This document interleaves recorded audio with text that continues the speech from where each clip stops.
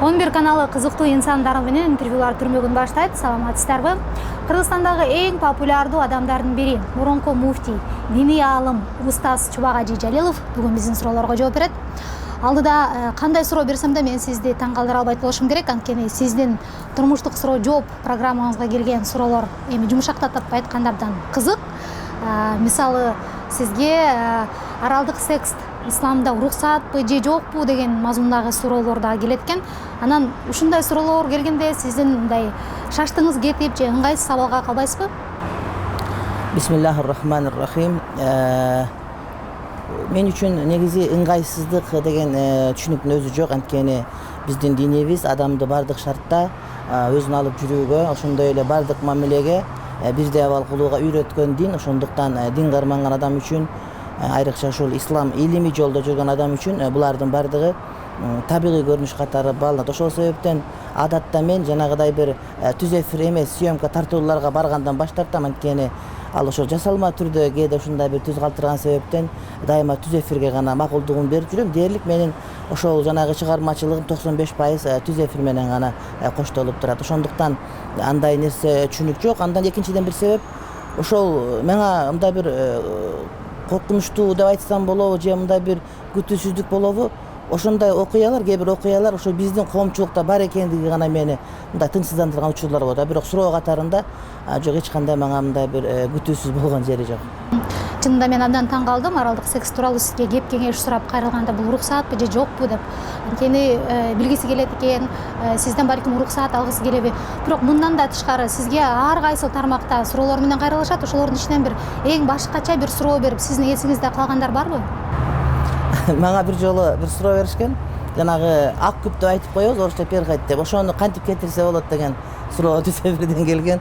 Анан мен ал суроого мындай бир менин ишим эмес деп айтып койсом деле болот эле, бирок жаш кезегимде чоң эне менен уккан учурум бар да, анан чоң эне силер чачыңар узун, илгери шампунь жок болгондо кантип жуйт элеңер десем айран менен дейт. Анан мен айттым, айран эми Кыргызда жаздын күндөрү, кыштын күндөрү жок десем, жылкынын сөөгүн сууга кайнатып, ошол суу менен жуучу элек деген эсиме түшүп, анан ошону айтып бердим да. Анан ошентип өтүп кетти. Андан кийин жанагы мектептердеги суицид проблемасы боюнча ошол убактагы вице-премьер-министр Камиля Талиева менен жолугушуп калганда ошону көрүп туруп дагы айтат.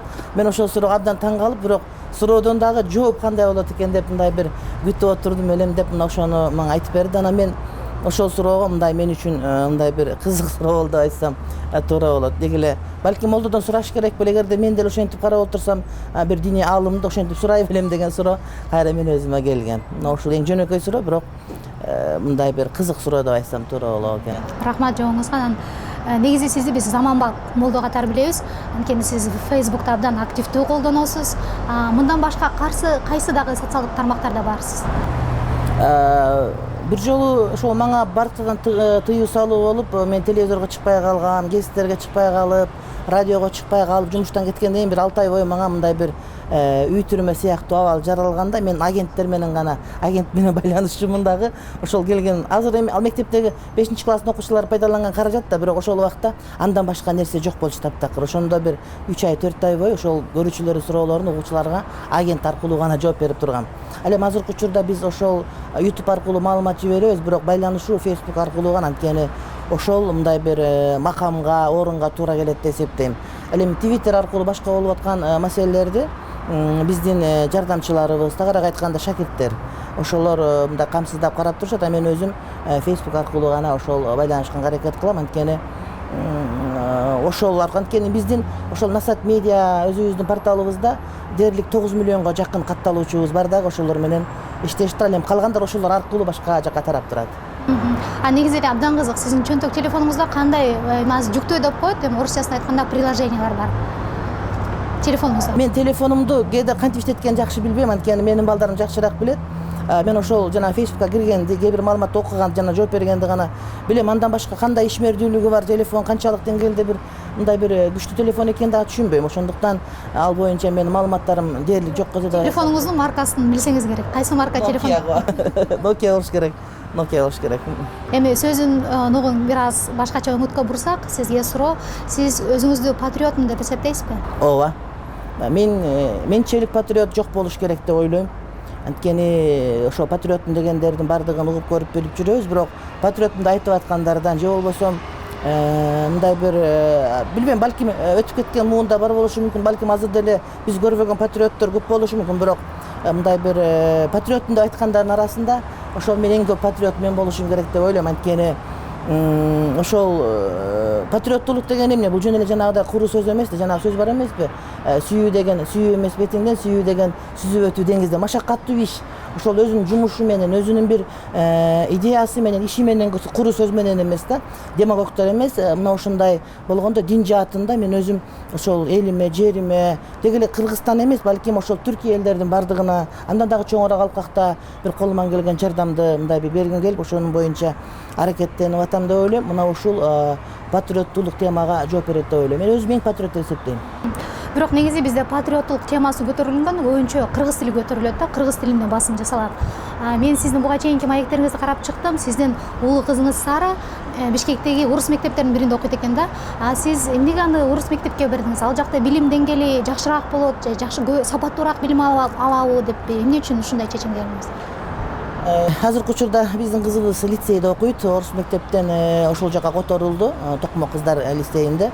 Ага чейин орус мектепте окуган кызыбыз биринчи жылы биз ал учурда Меккеде болчук, окуп жүргөндө англис тилиндеги биринчи класска барды. Андан кийин биз англисче сүйлөп калат экен деп коркуп араб тилиндеги мектепке бердик. Экинчи жылы биринчи класста араб тилинен баштап, анан үчүнчү жылы Бишкекке келгенде ошол мен ойлодум, үйдө кыргыз тилинде сүйлөшөбүз биз, демек орус тилин билсе жакшы болот деп ошондон орус класска берип, экинчи бир маселе, биздеги кыргыз тилиндеги мектеп окуу куралдарынын бардыгы деш кыйын, бирок көпчүлүгү орус тилинен которулгандагы, котормо дайыма маанисин жоготуп коет. Бир гана мисалы үчүн Алыкул Осмонов Жолборс терисин жаманган баатырды түп нускадан жакшыраак которгон болушу мүмкүн, бирок андан башка котормолордун бардыгы өзүндө эмес. Ошондуктан мен орус тилин тандаган себебим ошол балдарым баары орус мектепте, орус класста окушат, бир гана Абдулладан башкасы. Рахмат жагыңызга. Дай бир суроо, бул 2015-жылга чейинки маектериңиздерди карасам, гезит беттериндеги, сиз көбүнчө мен бир эле аялым бар, мен бир эле аял бар экенимди баса белгилеп кетким келет деп ушул мазмунда интервьюларды көп бериптирсиз да, бирок 2016-жылдан кийин сиз көп аял алуулук боюнча көбүрөөк сүйлөй баштаптырсыз да, озаныпчы. Анан даже сиздин социалдык баракчаңызды карап көрдүм, 8 апрелде бир видео менен бөлүшүп коюптурсуз, ал жакта сизге шилтемелер жазып турат. Кимде ким мүмкүнчүлүгү болуп туруп экинчи аял албаса, ал кыяматта жооп берет деп. Анан ушундан улам суроо, сизде азыр экинчи аял алууга мүмкүнчүлүк барбы? Жок.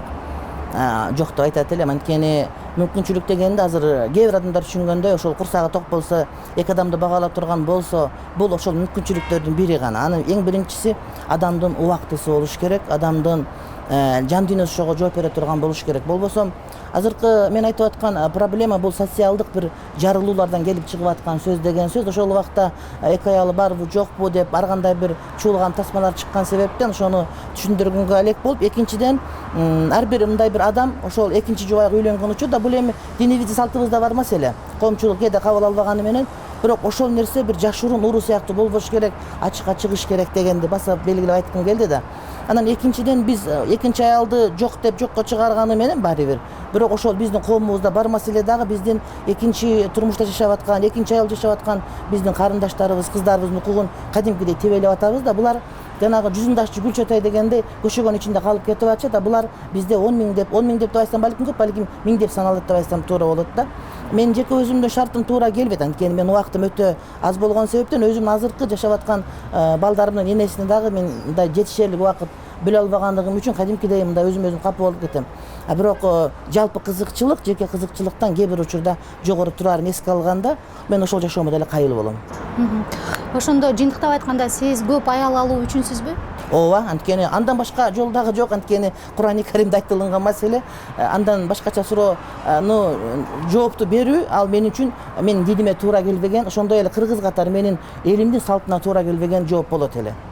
Бул жанагы ар кандай имполордун катмарында иштеген, ар кандай бир кыргыздын тарыхын билбеген, ошондой эле айтып аткан сөзүн түшүнбөгөн адамдардын гана сөзү деп баалайт элем. Бирок ошол эле убакта кыргыз мыйзамдарында бирден ашык аял алууга баягы чек коюлган да, бул жагы кандай болот? Эми ал мыйзам чалагай мыйзам, анда мыйзамдар бизде бир кап толтура, 2 кап десек дагы болот. Иштебеген мыйзам толтура. Анда мыйзамдардын баарын алып өрттөп жибериш керек. Деги эле мунугу парламентте иштеп аткан депутаттардын ошол мындай бир жөн эле бир жок эле мыйзамды иштеп көтөрүп жүрө бербестен бир боло турган бир мындай бир мыйзамдар иштеш керек. Мыйзам деген бул Куран эмес. Бул жасалма мыйзамдар, адамдардын колу менен болуп аткан мыйзам.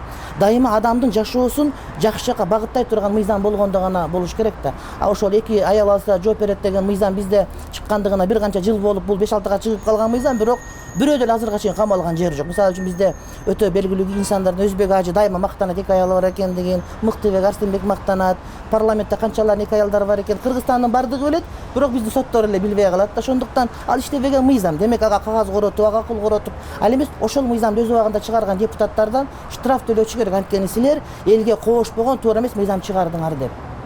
Ушундай менин пикирим бар бул мыйзам боюнча. Бул көптөгөн иштебеген мыйзамдардын бири. Түшүнтү. Эми сиз маектериңизди карадым да, баягы бир интервьюга бериптсиз.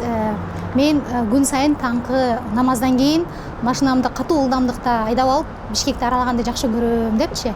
Анан катуу ылдамдыкта дегенде ал жакта журналист чечмелеп сурап атыптыр. Сурайын дедим эле, сизде катуу ылдамдык дегенде канча менен жүрөсүз? Бул боюнча ал журналисттер жана мужиктер деп чакырган Сурат Жылкычиев агайдын берүүсүндө мен дайыма айдаган жерим жок, бирок ошол спорттун кайсы түрүнө мында кызыгасыз дегенде мен ошону гана айтып бердим. Балким өмүрүмдө 1-2 жолу аэропортко барган учурда болушу мүмкүн. Ошол дагы анткени андан башка учурда Бишкекте машинени мындай бир катуу эмес, жай айдаганга деле мүмкүн эмес болуп калды. Биздин балким ошол убакта орустар курганда кыргыздар мынчалык байып кетет деп, же болбосо машина айдаганды үйрөнүп алат деп ойлогон эмеспи, же болбосо кой кайтарып жайлоодо жүрө берет. Айтор Бишкек бүгүнкү Кыргызстан, бишкектиктерге жарашпаган шаар болуп калды дагы. Машина айдоонун өзүнөн ырахат алуу Бишкекте таптакыр мүмкүн эмес. Ошондуктан ошол катуу айдаганда 60-70-тин ортосуна сесенге чейин деги эле мен ошол машина айдоо учурунда биздин мыйзамдардын бардыгына баш ийгенге аракет кылам. Бирок кээде бизде ошол жанагы гаичилердин айласы ошол мындай бир өтө эле бир төмөн ылдамдыкты коюп кызык, ошо майчилердин колуна түшүп көрдүңүзбү беле? Ооба, бул боюнча түшкөн боюнча кээде ошол мен таанып калып ажеке кечирип коюңуз дейт. Анан мен айтам, жок, сен мени токтотсаң штраф төлөшүм керек десем, ошо төлөтпөй койгон учурлары бар. Анан 2 жолу апарып төлөгөн учурум бар. Акчаны ошол өзүнө, жок, өзүңөргө бербейм, мен бар банкка төлөп келем деп, ошол жанагы эмеми калтырып, айдоо күбөлүгүмдү. Анан барып төлөп келип, бирок сен кетип калбагын. Эгер кетип калсаң, анда мен сен менен башкача сүйлөшөм, анткени сен тартипти бузуп атасың. Бекинип чыга калды, камокко бекинип алган дүкөнгө. Анан мен кетип атсам, ал катуу айдаган үчүн эмес, балким жанымдагы уулумдун мындай кур тагынбагандыгы үчүн. Анан штрафты төлөп келип, 6-га чейин келип алып кеткен учурум болот. Жакшы. Бул жерде ушул суроону бербесем болбой калат. Элдин баары кызыгып калды болуш керек. Машинаңыздын маркасы кандай? Toyota Camry. Ал машинени көптөр айта берет, ушундай машина айдап жүрөсүз деп. Мен өзүм мурда машинебиз бар эле, ал оң рульдуу машина болчу. Анан ал эскирип калгандан сатып, анан кайра машина алдык. Анын маркасын биле албай турам. Ошонун акчасын арз болуп калып алып, анан кийин сабакка келип жүргөн шакирттерибиздин бири келип, ушул машина менен жүргөнүңүздө мен уялып атам, анткени мен сабаккандан чоң машина менен келем деп, азыркы айдап жүргөн унааны белекке берип, ал эми мен өзүм алган унаамды жөн эле азыркыга чейин анын атында жүрөт, мен атымда эмес. Анан мен өзүм алган унааны атама айлыга белекке жибердим. Жакшы. Манас тууралуу илимий диссертация жазсамбы деген ойлоруңуз бар экен да. Анан сиз ошондо баягы илимге Манас ислам динин тутунган дегенди далилдеш үчүн баратасыз да? Далилдеш, ал далилдене турган нерсе эмес, ал чындык бар маселе, аны бардыгы билиш керек болгону. Ошол мындай бир кантип айтсак болот экен, ошон жанагыда исламчыл, түркчүл деген кине менен ошол жабылып калган учур болгон. Болбосо ошол Манастын бардык варианттарында окуп көрө турган болсок, классикалык варианттарда Манастын мусулман экендиги кенен-кесир айтылынган. Анан ошону кээде жаап жашырганга туура келет да, кээ бир адамдар тарабынан жаап жашырып, Манасты таптакыр бир мындай бутпарас сыяктуу көрсөткүзүп келгендер бар. Ошондуктан ошону ачып гана көрсөтүүнү мен мындай өзүмө милдет катары көрдүм эле. Бул боюнча ошол муфтий болуп аманатта иштеп аткан учурда дээрлик 6 ай мен Манаска көңүл бөлгөнгө аракет кылдык, муфтият боюнча журнал чыгардык, көрсөтүүлөрдү уюштурдук. Андан кийин ошол жанагы докторлук диссертацияны ошол Манас боюнча, Манас жана ислам деген темада алып, ушуну козгосом деген бир жакшы аруу тилектерим бар. Бирок тилекке каршы ишке аша элек, анткени ошол Манасты билген исламды билбейт, исламды билген Манасты билбейт.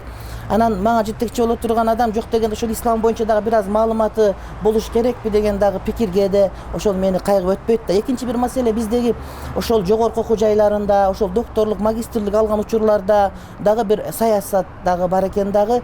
Ошол себептен бир аз көңүлүм мындай бир иренич түшкөн учурлар дагы бар. Бирок мен ойлойм, бул келечектин иши, бул ишке ашыш керек деп. Саясат иренжидет дедиңиз, тактап чечмелеп айтып өтсөңүз, аз эмне айтайын дедиңиз? Мисалы үчүн мен окуган университет, Мекке шаарынан бүтүргөн Мумулкура университет дүйнөдөгү белгилүү ислам университети. Ислам университети эмес, 2 факультет ислам факультет, калганы светтик деп айтсак туура болот. Ошол Кембриджде окушат, Оксфорддо окушат дагы ошол диплом менен келип, бакалавр даражасы менен. Биз Бишкектин университеттерин тапшырып, окууну бүткөндөн кийин келип, ошол силердин дипломуңар жарактуубу, жокпу деген суроону көздөшүп, ушуну менен чубагажыны бир диний бир чөйрөдөн, саясий чөйрөдөн чыгарып коюш керек болгон. Аны алган магистрлик даражаларынын баары туура эмес деген бир мамлекеттик чиновниктер табылып атат да. Демек ошол мындай бир адамдарды буттан чалып жыгытуу боюнча саясат болгондугун көрүп, анда кайрадан ошо араб дүйнөсүндө же болбосо ошол эле Оксфорддун өзүндө окуш керекпи дегенди мындай бир кет айткым келип, мындай бир тийишким келип турат. Жакшы. Кайра Манас темасына кайрылсак, бирок эгерде сиз Манасты изилдөөгө ала турган болсоңуз, айтып атпайсызбы, Манастын өзүндө эле жазылып турат, ал мусулман экенин, муну далилдештин деле кереги жок депчи. Бирок сиз ошондой өңүттөн бир илим эмгек жазып чыксаңыз, анан бул нерсе баягы азыр деле исламчылар менен теңирчилердин тиреши бар экени белгилүү. Ушул тирешти дагы мындан да чыңалтат деп ойлобойсузбу? Мен жоет деп ойлойм, анткени биздин теңирчилерибиз Манас окушкан эмес. Мисалы үчүн эң эле чоң теңирчи Анырбек Усупбаев деген бир капыр адам бар. Ал капыр дегенге таарынбаш керек, анткени өзүн мусулман эмесмин дейт да. Мына ошол адам ошол Манастын варианттарынан кайсын окудуң десем, ал вариант Кыргызстанда жок, мен Кытайдан алгам. Мага Далай Лама жазып берген. Манас айтып түшүнбөйм.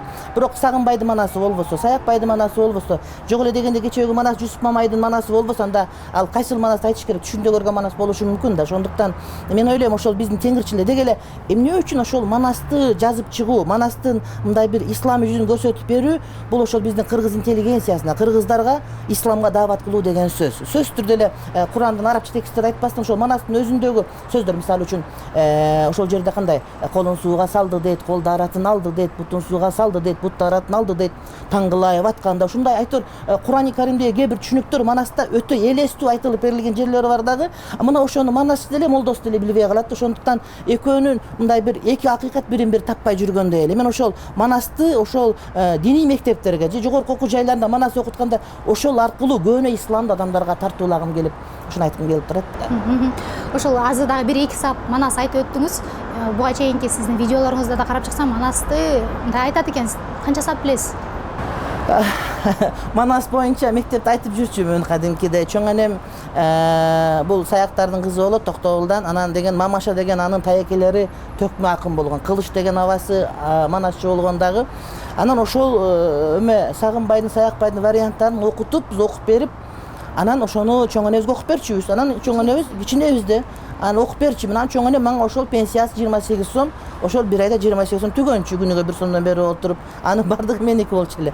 Бирок азыркы учурда ошол Манастын аргай жеринен, Чоң Казаттан, Тайторун чапкандан, башкадан болуп 1-2 саптан айтканым менен, бирок мындай бир өнөр катары менде калыптанган жери жок. Аны мен ошол жазма катары окуйм, анткени илгери Манас жазууга түшкөн эмес, ооз-эки болгон учурда ошол жаттоо сезим күч болчу. Азыр биз бардыгыбыз жасалма мындай бир жазма маданият киргенден кийин биздин дагы жаттоо мындай бир жөндөмдөрүбүз жоголуп кетип, окумак өтүп кеткен үчүн азыр мен мындай бир катарын айтып кете турган көп сап жаттай албайм.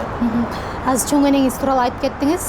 Сиздин апаңыз бирөөсү математикадан, бирөөсү англис тилинен берген мугалим экен. Мугалимдердин үй бүлөсүндө кантип динге аралашып калдыңыз? Мен окудум. Сиз негизи динге кокусунан, капысынан туш келип калган экенсиз. Бишкекке келип окууга тапшырам деп, анан кечирээк келип калып, 1 жылым текке кетпесин деп, анан медресеге тапшырган экенсиз. Ошондо дин жолун тандабаганда сиз кайсы тармакта болот элеңиз азыр? Эмнеге шыгыңыз бар эле?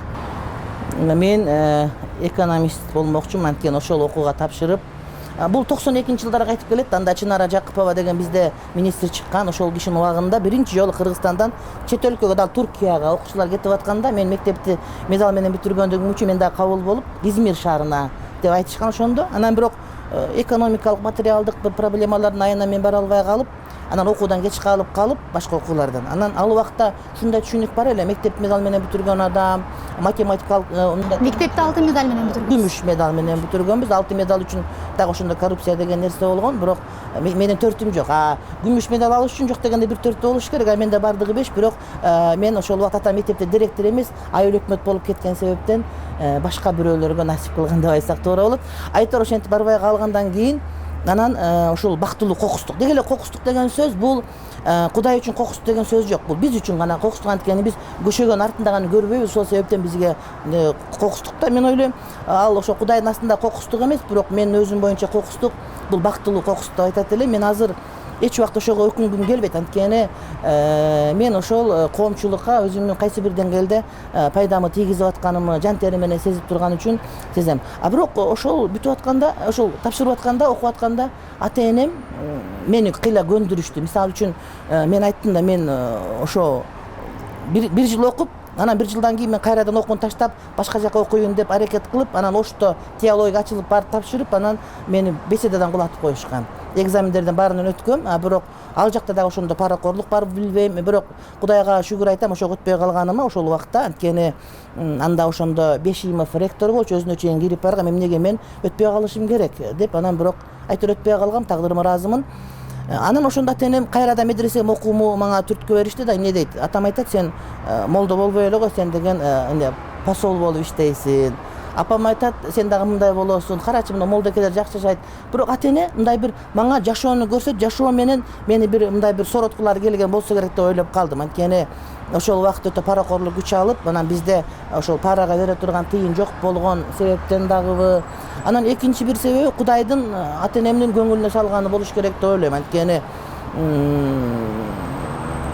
биз мугалимдин үй бүлөсүндө чоңойгонбуз дагы, бизде мындай бир тааныш билиш же башка же мындай бир көрүнүп турган реалдуу жашоодон башка бир көмүскө жашоо бар экендиги биздин үй бүлө үчүн таптакыр теңирдин тескери түшүнүк болгон да. Бирок мен биринчи жолу келгенде, медресеге келгенде, ошол мен мурда молдолордон кыйла чочуп жүргөн болсом, медресеге келгенден кийин чочулоом андан дагы көбүрөөк болуп калды. Анткени ошол убакта бирине кийин гана саналуу бир молдо деген татуу адам болбосо, көбүнчө чала молдолордун армиясы каптап турган учур болгон себептен ошол мен мусулман болгум келгенде дагы кээде чочуган учурлар болгондуктан мен окубай кетким келди да. Бирок Кудайга шүгүр.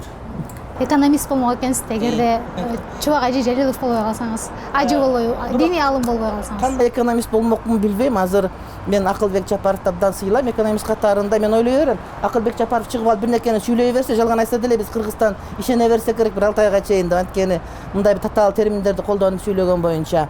Анан балки ошондой болмокпу, бирок андай болмок эмес, анткени андай болгон жок го. Буйруган нерсе болду.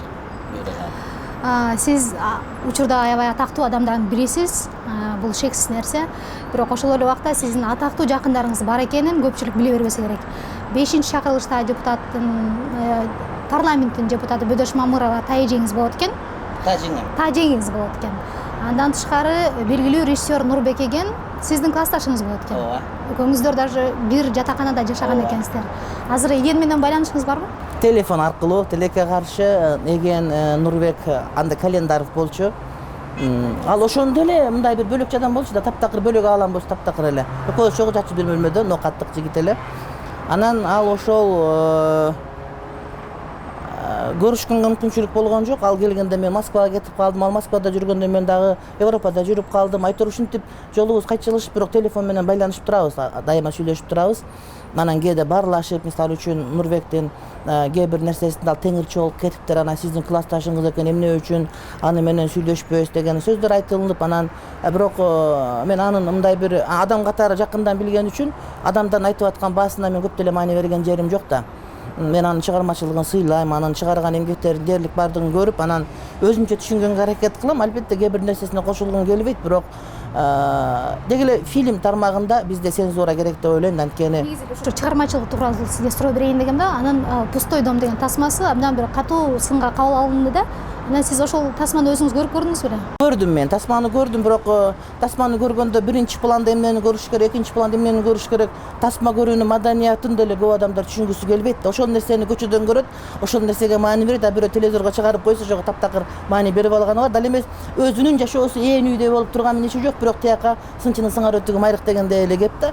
Мен аны башка өңүттөн карап көрдүм да, бирок Ачык сценалар боюнчачы? жок. Ал боюнча урматтуу бир тууганым, биз бардык нерсе укуктуубуз да, ошону көрбөй койгонго, башка кылганга. Бирок ошонун маңызын бардыгыбыз билип турабыз да, ошол туура. Бирок ошол ачык сценалардын өздөрү биздин жашообузда жокпу деген маселени айткым келет да. Мен кадимкидей эле Ош базарынын жанына барганда шамдан кийин караңгыда ошондой сценаларды мен бир канчасын адамдарга көрсөтүп бергенге даяр элем. Анткени мас болуп арак ичип көчөгө жатып калгандар башкалар, же болбосо жанагыдай бир ачык сценалар болуп аткан учурлар жашоонун өзүндө кадимкидей эле, же болбосо шаардын ичинде турган биздин кыздарыбыз сүйлөшүп аткандарын көрүп бул жашоону алып атканда мен ага башка өңүттөн кайрылгым келди эле. Мисалы үчүн Өзбекстандын фильмдерин алсак, алардыкы реалдуулуктан алыс, бирок адамдарга тарбия бере турган фильмдер бар. Ошон үчүн балким алар Оскар, башка сыйлык алган жери жок, бирок алар элге туура тарбия берип, ата эне кандай болуш керек, бала кандай болуш керек деген бир түшүнүк тартуулайт да. Биздики болсо бар нерсени алып берип атат да. Демек биздики бар нерсени айтып башка бирөөгө Коомдогу чындыкты эле чагылдырган. айтып атат, бирок чындыкты айтуу менен эмне бирөөгө мактанып атасың, эмнеге абийириң ачып атасың деген маани да. Фильмдердин максат адамдарга тарбия бериш керек, болуш керек дагы.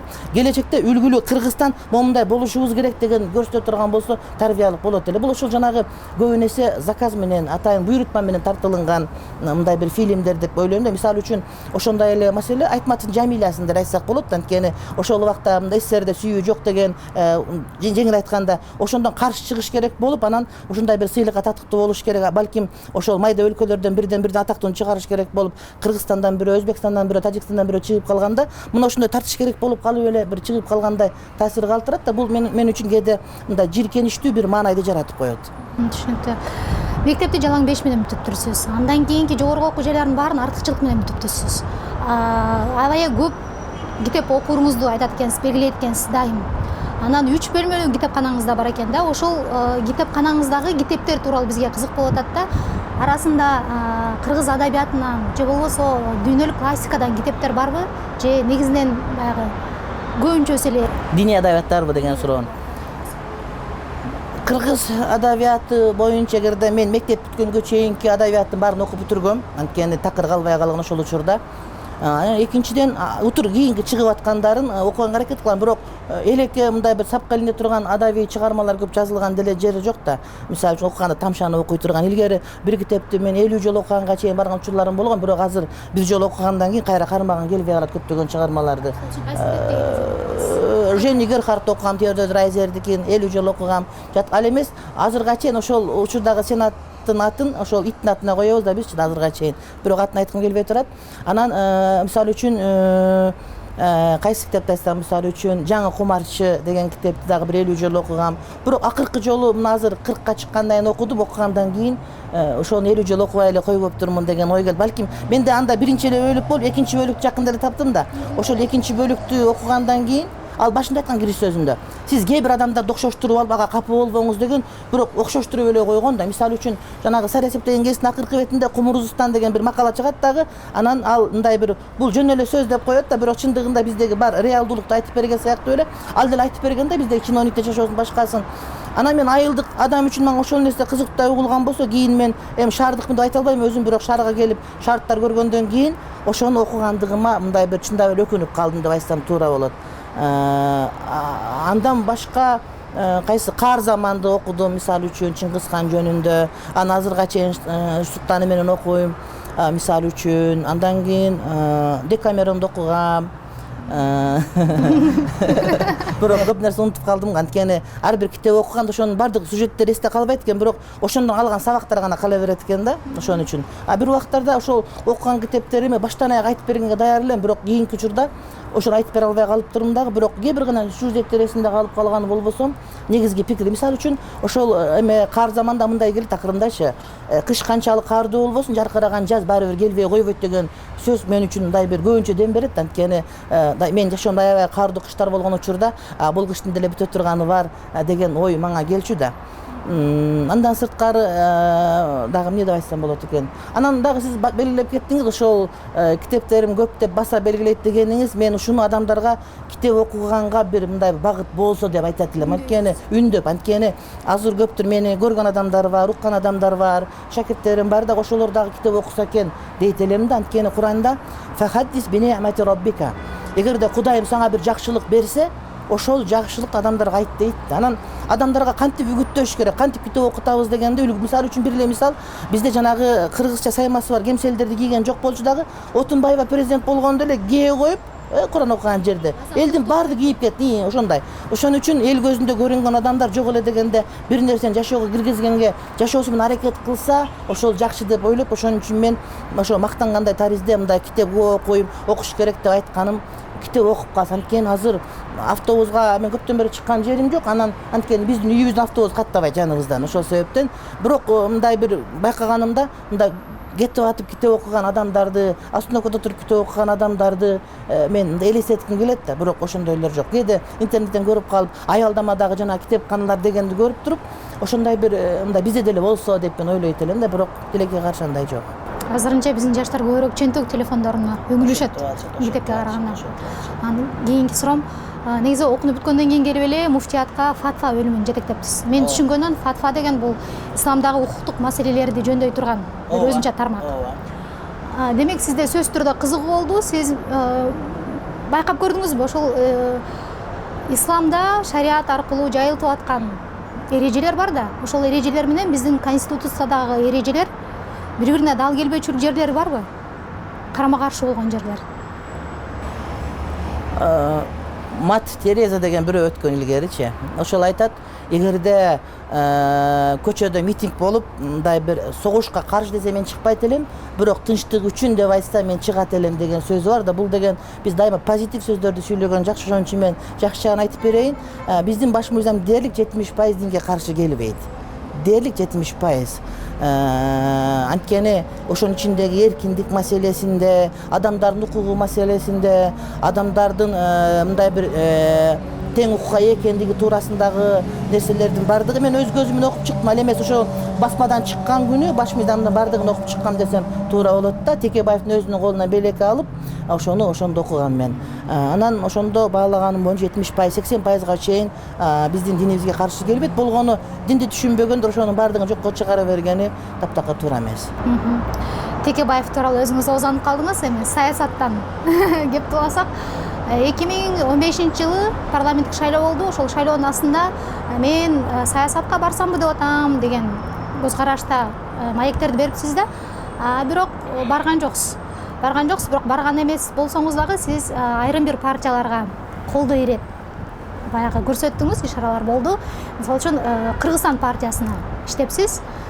Бул тууралуу партияга Борборлук шайлоо комиссиясынан да эскертүү болгон экен. Анткени баягы шайлоонун алдында избирательный фонд деген болот го, шайлоо фондуна акча төлөп, анан динге баягы тиешеси бар адам андан төлөгөнгө болбойт деп партия эскертүүдө алган экен да.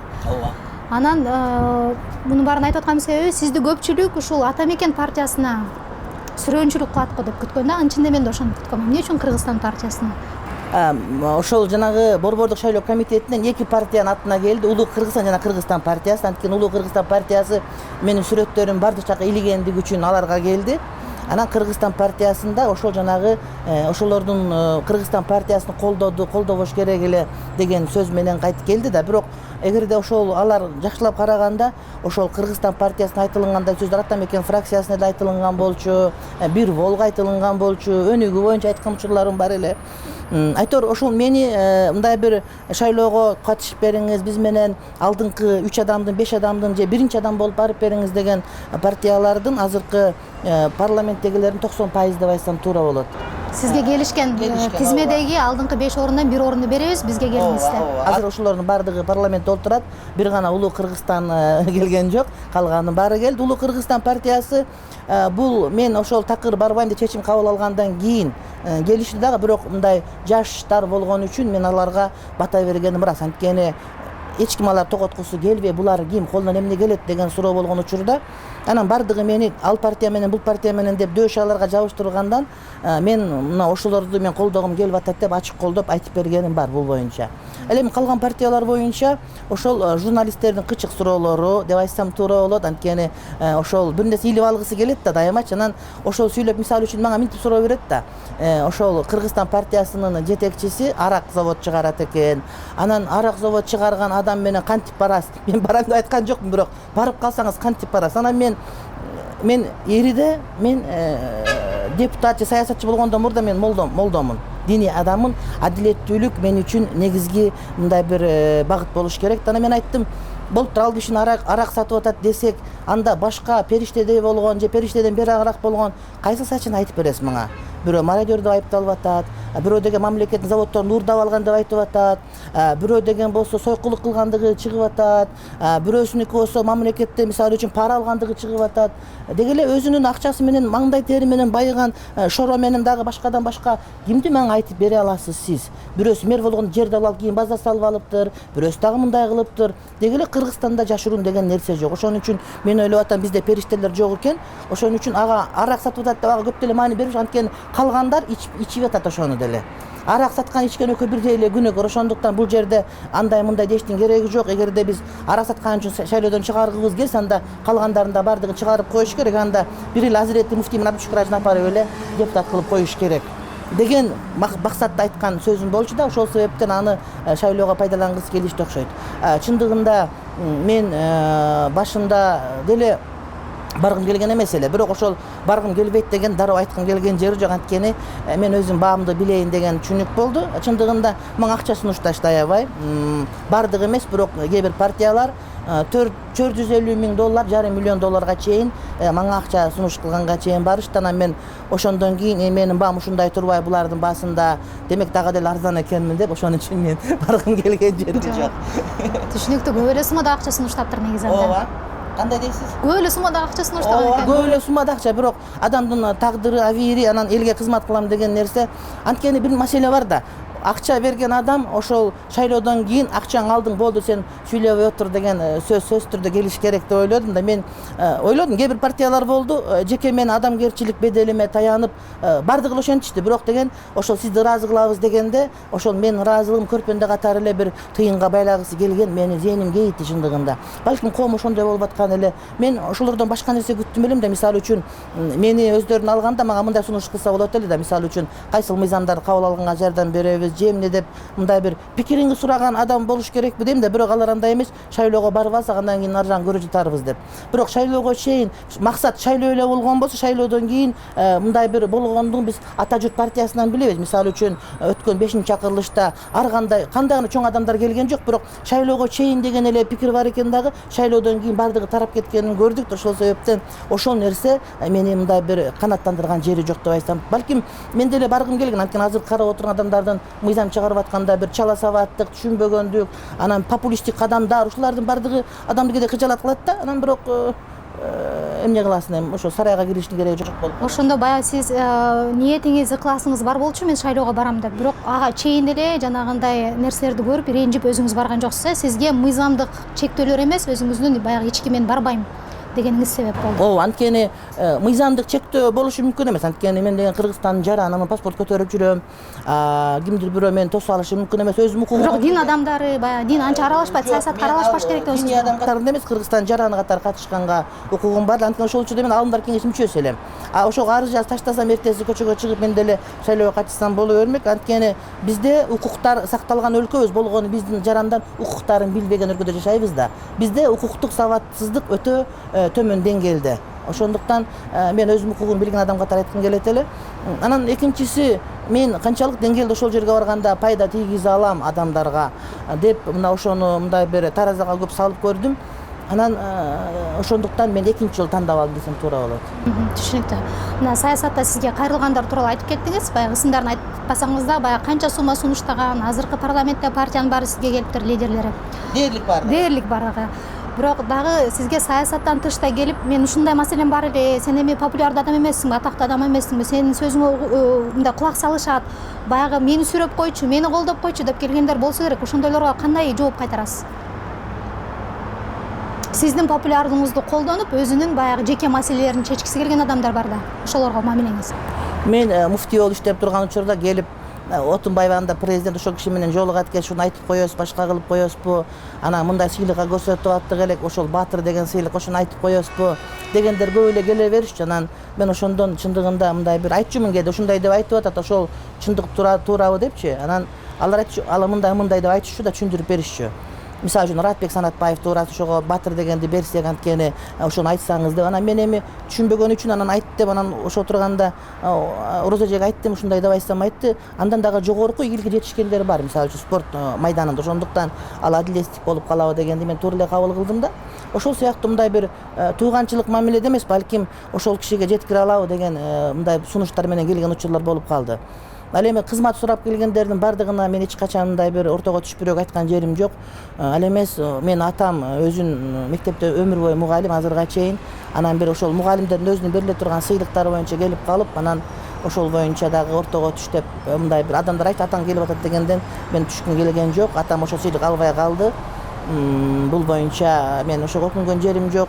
Бирок бир гана шайлоо учурунда ошол бизге катыш дегендер ошон максат айтчылар. Мен Чубак ажынын бир чапаным үчүн же калпагым үчүн эмес, балким ошол популярдуулук мындай бир маселесине келген такалган болуш керек. Анткени эмне үчүн шайлоодон мурда келбейт, башка эми азыр деле келген жери жок, мисалы үчүн ошол учурда эле келип атат деген маселе да. Дагы бир суроо популярдуулук боюнча. Бул атактуу болгон жакшы нерсе, бирок ошонун жоопкерчилиги, жүгү да болуш керек да. Ушунун баягы терс жагын айтып бересизби, ачып бересизби? Кандай жүгү бар? Сиздин көзүңүздү, сиздин оозуңуздан чыккан сөздөрдү көп киши карайт, сизге ынанат. Жоопкерчилиги, жүгү канчалык? Ар бир сүйлөгөн сөзгө жооп бергенге туура келет. Анан эгерде кайсы бир адам менен чатакташып же мындай бир пикирлешпес болуп калса, дайыма катан өзүмдөн издегенге туура келет. Анткени ошондой бир жагдай жаралып калат экен. Анан ошол эле учурда ыңгайсыздык болгон жери, Мисалы үчүн 2011-жылы, 2012-жылы сиз Ошко барган экенсиз. Ошко барганда бир жигит баягы чоң эле мечиттен сизге оолугуп, демиктеп чыгып, сахнага чейин чыга койгон жер бар экен. Эсиңизде болсо. Сиз ошондо ал жигит менен эч кандай баягы мамилеңизди чечишпей эле ошол жактан чыгып алып кетип калыпсыз да. Ошол окуянын мисалында деле айтып берсеңиз. Ушундай нерселер сизге кол салам дегендер болду беле? Ооба, кол салам дегендер болгон, өлтүрөм дегендер болгон. Мисалы үчүн мен мындай бир көп нерсени ачык айткан адаммын дагы. Анан ошол өмүрүмө коркунуч туудурган учурлар агымдардан, жамааттардан мисалы үчүн болуп, анан үйгө бара албай калган учурлар болгон. Ошондой көчөдө туруп, үйдүн оозунда туруп алышып, сындырып коебуз деп, жыгачап келип мындай бир сындырып көрсөтүп ушуга чейин абалдар болгон. Андай нерсени болдук. Эми бирок аны ар кимге айта берүүнүн деле кажети жок деп ойлойм. Бирок ушунчалык суралып калгандан кийин ошол нерсе болот. Мисалы үчүн жанагыдай бир алам эмеде могу Арашан айылында жанагы мужахиттер деп атышуу болуп колго түшүп калган учурда, мужахиттер деп ошондо Жайшил Махти деген учурда үйгө чейин ошо адамдар келип ушундай бир, анда мен муфтий болчумун, ошондо эмне үчүн ортого түшпөйсүң башка деп ушундай бир учурлар болуп, ошолордун сөөгү берилбей калган учурда Ошто окуясында болгон. Бирок мен мындай бир көп нерсени ачык, көзүм ачык эмес, билбейм да. Көзү ачык деген дин боюнча туура эмес, бирок логикам ордунда эле. Ошондуктан мен билип турам да, эмне үчүн ошол Ошко барганда мага бирөөлөр каршы чыккандыгын, ал ошо бирөөнүн куралы болуп аткандыгын мен билдим. Ошондуктан ошондон чыгары менен гана унутуп койдум. Ал маселеге эч кандай эме болгон жок. Ушунчалык деңгээлде ошондон чыккандан кийин сары челек эс алууга 2 күнгө барыш керек. Үй бүлөм менен кадимкидей барып улантып, ошол менин ал эмес мындай бир көңүлүмө бузган дагы жок десем. Жакын кабыл албайсыз. Жакын кабыл алган. Түшүнүктүү. Кийинки суроо, Кыргызстанда негизи таанылган, таанымал, эл оозуна алып калган диний аалымдарды сырттан каржылоо бар деген сөз бар да. Анан сиз баягы биздин баам боюнча жашоо деңгээлиңиз ортодон жогору, жакшынакай, жакшы дегендердин катарына кирет да. Анан суроо, сиздин бизнесиңиз барбы, же болбосо мисалы үчүн бир жерге сизди чакырат, Куран окуйсуз, жаназа окуйсуз, ошолордон баягы ыраазычылык кирет, сизге каражат берет да. Ошолордон түшкөн акча ошол сиздин өзүңүздүн күнүмдүк жашооңузду жаба алабы? Кантип курсаңыз тойгузасыз деген суроо. Киреше булаңыз барбы деген суроо.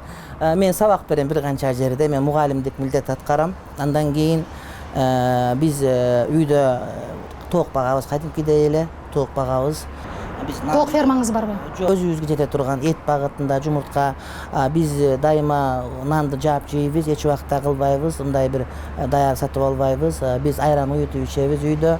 Мүмкүн болушунча арзан кылганга аракет кылабыз. Ал эми картошканы ошол жалпы элдердей эле болуп мешөктөп алабыз, сактап алабыз. Ал эми жанагыдай каражат маселеси боюнча туура ошол жакшылыкка барганда, башкага барганда урматтап сый көрсөтүшкөн учурлар бар, бирок бардык учурда эле эмес ал. Анткени мен өзүм ошол нерсеге көп каршы болот элем. Ал эми мындай бата берип коюңуз, башка деп урмат сый көрсөткөн учурлар көп эле болот. Анан чет өлкөдөн келе турган боюнча жок, ал боюнча өтө кыйын маселе болгон ошолор менен кызматташып калып, мисалы үчүн лекциялар окуп бериңиз деп бир семинар өткөрүп калган башка болот ушундай. Негизинен менин каржы булагымдын 80% ошол семинарлардан чыгат. Анткени мени мындай бир ошол лектор катары көп чакырышып, ушул тема боюнча окуп бериңиз, башка кылып бериңиз деп ошол чакырып калат. Кыргызстан ичинде сыртында болуп калышы мүмкүн. Ошол аркылуу гана ошол тапканга туура келет. Ал эми илгери такси кылып иштечүмүн студент убакта, ал эми кийин андай кылган мүмкүнчүлүк болбой калды. Жол бербейт. Анан кийин биздин туугандарыбыз жардам берет. Эң көп жардам берген менин бир тууган карындашым. Ал үй бүлөсү жок, ал ошол турмушка чыга элек. Бирок өтө кызматы жакшы болгон себептен бизге көп жардам берет. Үй маселесинде, башка маселеде. Ал эми унаа маселесин мен айтып бердим сиздерге, ошол досторубуз жардам берип ушундай алып келип берген. Ал эми дөңгөлөктөрүнө чейин алмаштырып келип берип турушат. Кыргыз жарандары. Рахмат. Муфтийлик кызматтан кетишиңиз боюнча абдан бир чоң ызычуулар менен коштолгон нерсе. Ошол убакта деле баягы ошол нерсени ким каалаган, сиздин кетишиңизге ким кызыктар болгон, четин башын чыгарып айткансыз. Эми ушунча жыл аралык өттү. Ошол адамдардын ысымдарын атап бере аласызбы? Сизди кетирүүгө кимдер кызыктар болду? Ошолор бийлик сиресинде отурган адамдарбы же кимдер?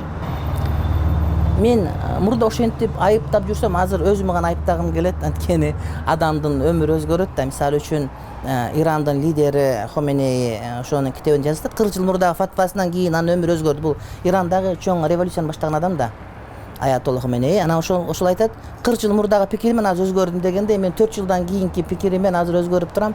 Мен ошол айыптардын бардыгын азыр бирөөгө койгум келбейт эле. Анткени мен студент болуп келип эле бир 2 жыл фатвада иштеп, кабинет ичинде лаборант болуп эле, андан кийин муфтийликке шайлап коюп, мен ошол биздеги табиятты түшүнбөй, ошол балким менин курчтугум, балким анда мурда жаштыгым, анан жашоо менен китепти айкалыштыра албастан ошол китептин ичинен чыкпай жүргөндүгүм ошол ишке себеп болду деп ойлойм. Анткени азыркы эсим менен, тажрыйбам менен ойлоп отурганда ошол нерсенин бардыгынан кыйгач өтүп кеткенге мүмкүнчүлүк болмок экен деп ойлоп атам да. Демек мен азыркы учурда айыпты Жантөре Сатыбалдиевке деле койгум келбейт, Абдуллатиф Жумабаевка деле койгум келбейт.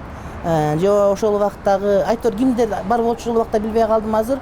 Ага эч кимди койгум келбей калды. Анткени мамлекет иши мамлекет ошондо аткарыш керек да. Экинчиден, бул жеке адамдардын, личносттордун иши болгон жок, бул мамлекеттин өзүнүн бир тандоосу ушундай болду деп ойлойм. Мамлекеттин жарандары, биз атабыз кандай бизге мамиле кылса дагы биз ошого мындай бир туура мамиледе болушубуз керек. Дагы бир экинчи чети, мен азыр эгерде мага бирөө тандоо берсе да, ошол убактан бери муфтийден түшпөй азырга чейин муфтий болгонду каалай белең же ушуну каалай беле десем, мен азыркыны каалайт элем. Анткени жашоо таптакыр башкача экендиги, андан сырткары мени бул чоң мектеп катары тарбия берди деп айтсам туура болот да.